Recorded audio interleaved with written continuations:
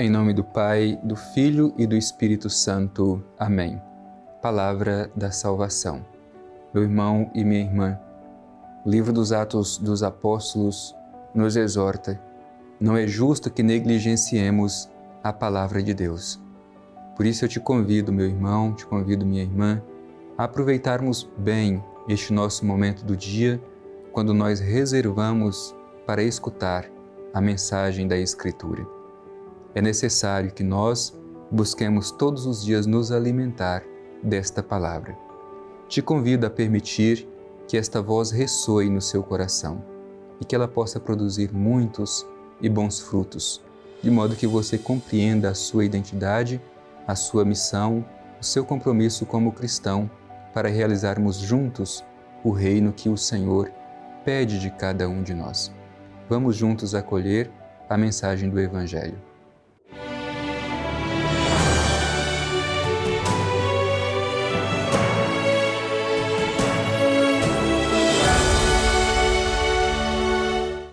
Proclamação do Evangelho de Jesus Cristo segundo Mateus.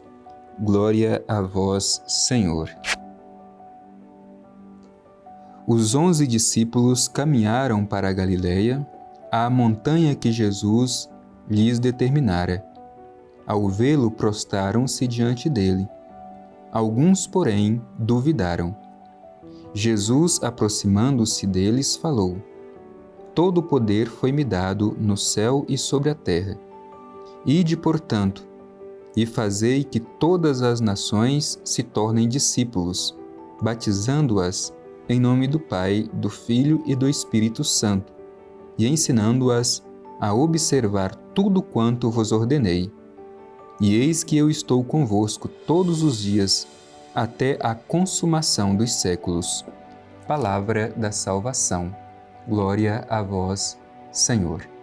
Querido irmão, querida irmã, o Evangelho mostra que os 11 discípulos caminharam para a Galileia, à montanha que Jesus lhes determinara. Portanto, este Evangelho é justamente a continuação daquela experiência feita pelas mulheres naquela manhã no sepulcro vazio, onde Maria Madalena recebe esta mensagem de ir até os discípulos para anunciar que o ressuscitado vai aparecer para eles na Galileia, no Monte da Galileia. E é muito importante que vejamos este detalhe dos discípulos que precisam sair da Judéia, ir para a Galileia, e ali o Senhor ressuscitado se manifesta para a comunidade dos discípulos. E por que na Galileia? Nós sabemos que a Galileia era considerada como a periferia religiosa de Israel daquele tempo. E Jesus iniciou a sua missão justamente na Galileia. Jerusalém, a capital da Judéia, era tida como centro religioso, mas o Senhor não começa ali a sua missão. E isso é para trazer um ensinamento importante para nós, que a mensagem trazida por Jesus, a mensagem de salvação, ela é destinada a todos, não somente a um grupo de privilegiados. É por isso que a missão dos discípulos começa justamente onde Jesus iniciou a sua missão, na periferia religiosa de Israel. Os discípulos reunidos são símbolo da Igreja, que continua a missão de Cristo no mundo. Por isso, nós também devemos sempre nos perguntar se o lugar onde nós estamos como igreja é o lugar onde estaria Jesus Cristo. Sempre recordando que os discípulos tiveram que começar a sua missão na Galileia. Por isso, o Evangelho nos coloca justamente neste ambiente. E diz o Evangelho: ao vê-lo, prostraram-se diante dele, como sinal de reconhecimento que Cristo ressuscitado, o Filho do Divino Pai Eterno, é verdadeiramente o Senhor, e que o Senhor não permaneceu no túmulo, mas a vida venceu a morte. Por isso se prostram diante do Senhor. Alguns, porém, diz o Evangelho, duvidaram. Jesus, aproximando-se deles, falou: todo o poder me foi dado no céu e sobre a terra. Portanto, Jesus aquece o coração dos discípulos, criando proximidade. É importante a gente ver nas narrativas de aparição do ressuscitado essa dificuldade de reconhecer quem é o ressuscitado. Mas Jesus utiliza-se de uma pedagogia justamente para que os discípulos possam, pouco a pouco, reconhecer a sua presença. Nós também, muitas vezes, temos dificuldades e somos lentos para compreender a presença de Cristo em nosso meio. Mas Cristo respeita o nosso processo e, assim como fez com os discípulos, Ele cria proximidade conosco para que possamos reconhecer a sua presença entre nós. E continua o Evangelho dizendo: Ide, portanto, e fazei que todas as nações se tornem discípulos, batizando-as em nome do Pai, do Filho e do Espírito Santo e ensinando-as a observar tudo quanto vos ordenei. Bem, Jesus conclui a sua missão, sobe para junto do Pai. No entanto, a missão não termina, a missão continua.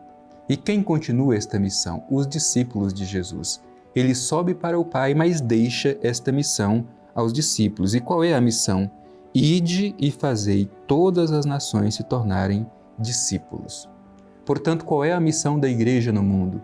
É fazer com que todas as nações, escutando a mensagem do Evangelho de Jesus Cristo, se tornem discípulos, discípulas.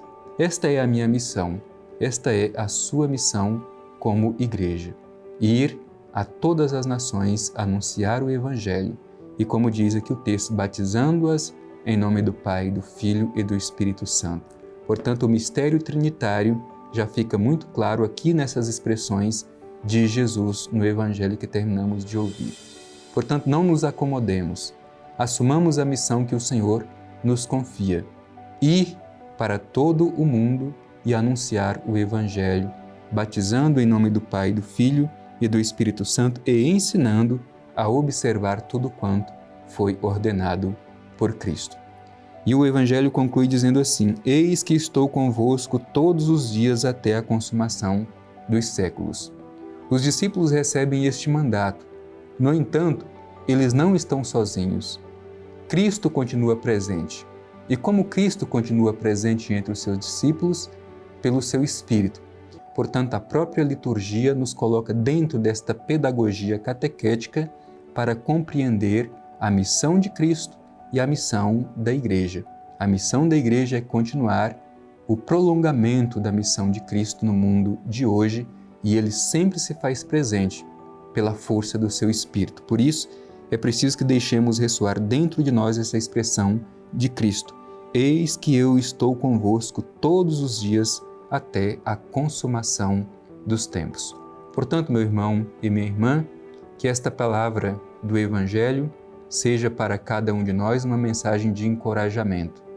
Cristo sobe para junto do Pai, nos deixa uma missão e nós, como Igreja, precisamos ser encorajados pela palavra de Cristo para irmos a todas as pessoas e anunciar o seu reino de amor, ajudando-as a se tornarem discípulos e discípulas de nosso Senhor Jesus Cristo e a observar tudo quanto Ele ordenou no Evangelho. Esta é a nossa missão. E não a realizamos por nós mesmos. Realizamos porque Cristo está presente em nosso meio pela força do seu Espírito. Portanto, acolhamos a mensagem do Senhor e assumamos o nosso compromisso missionário.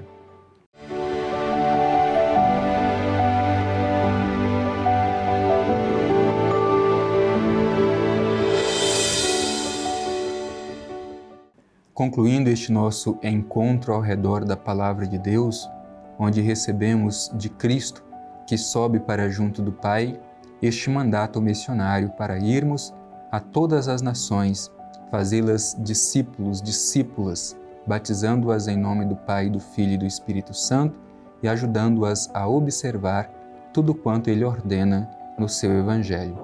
Dirijamo-nos ao Pai, façamos a nossa oração, concluindo este nosso encontro. Ó Divino Pai Eterno, diante de Tua imagenzinha, queremos manifestar o nosso coração agradecido pelas palavras de encorajamento que recebemos de Teu Filho Jesus no dia que sobe para junto de Ti. Obrigado, Pai Eterno, por nos dar esta certeza de que não estamos sozinhos. que o Espírito Santo permanece em nosso meio, nos fortalecendo e nos encorajando. Que sempre tenhamos a disposição para assumir a nossa vocação missionária. Assim seja. Amém.